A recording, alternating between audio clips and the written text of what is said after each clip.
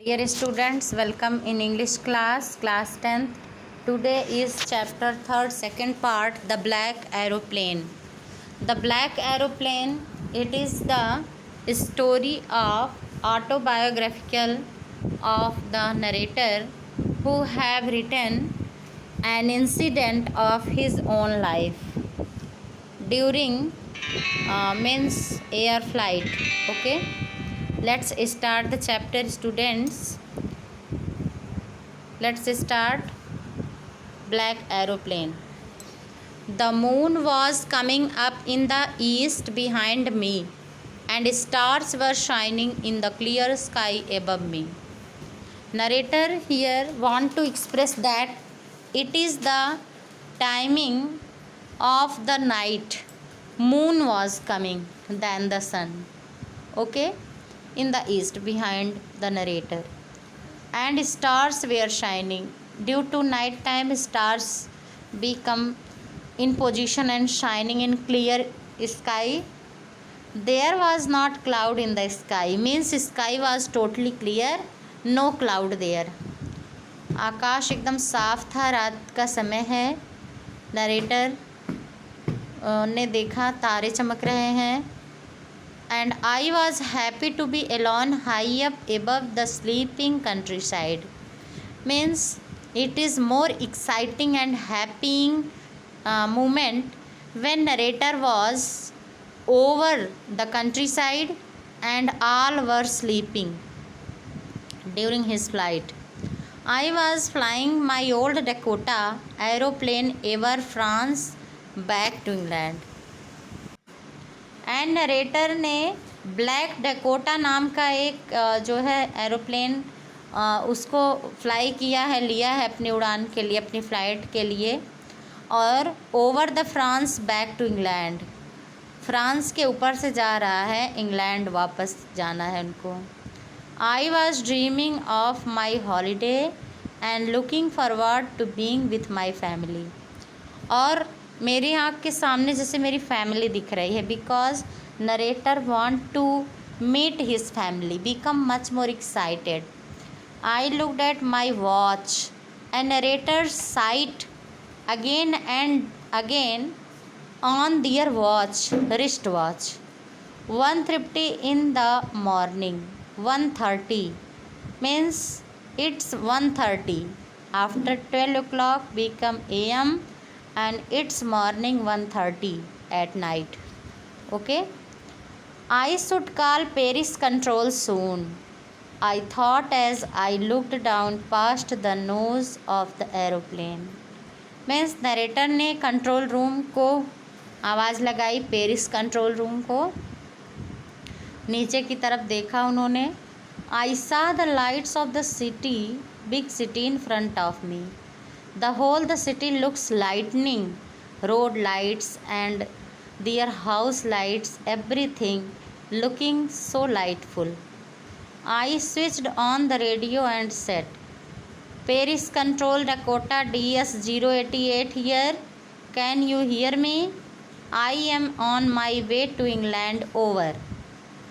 Means it is the announcement of about the flight to control room. उन्होंने control room को ऐसा announcement किया कि Paris control Dakota DS-088 here, मैं Dakota DS-088 से बोल रहा हूँ. कैन यू हियर मी, क्या आप मुझे सुन रहे हैं? I am on my way to England, मैं अपने रास्ते पर हूँ, इंग्लैंड के लिए जा रहा हूँ. ओवर, बात ख़त्म हुई.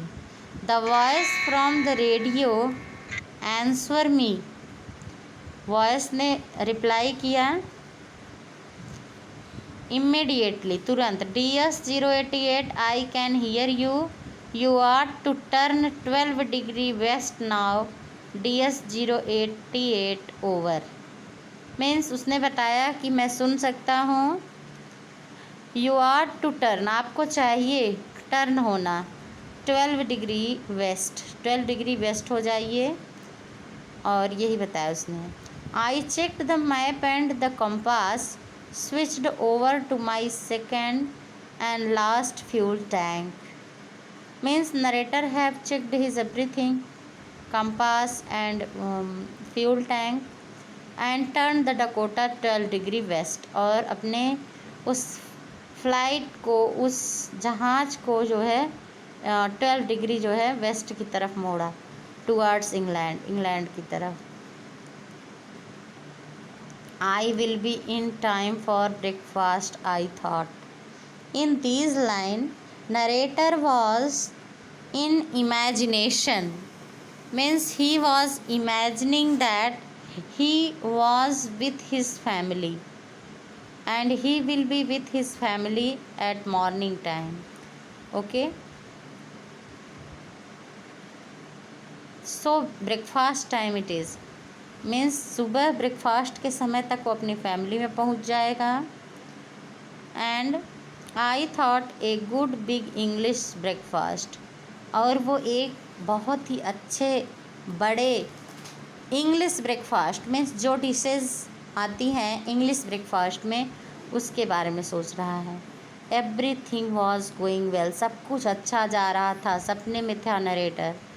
It was an easy flight, बहुत आसान उड़ान थी, सब कुछ अच्छा चल रहा था.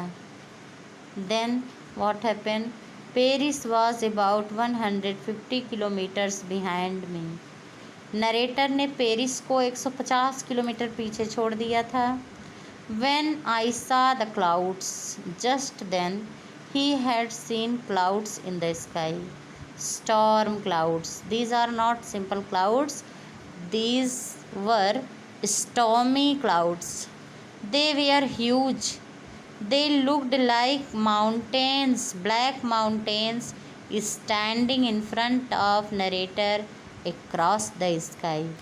इतने बड़े बादल, विशाल बादल थे, काले काले जैसे पहाड़ थे, और वो जैसे सामने खड़े हो गए, और नरेटर ने किसी तरह से उसको पार करने का प्रयास किया. आई knew I could not fly up and over them. वो जान गए कि अब इसको पार करके उड़ना जो है मेरे बस की बात नहीं है, क्योंकि जहाज़ पुरानी थी. Okay.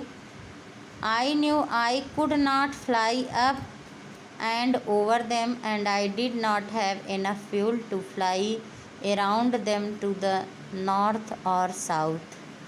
Means he have no enough fuel also in his fuel tank. Means he can change the route.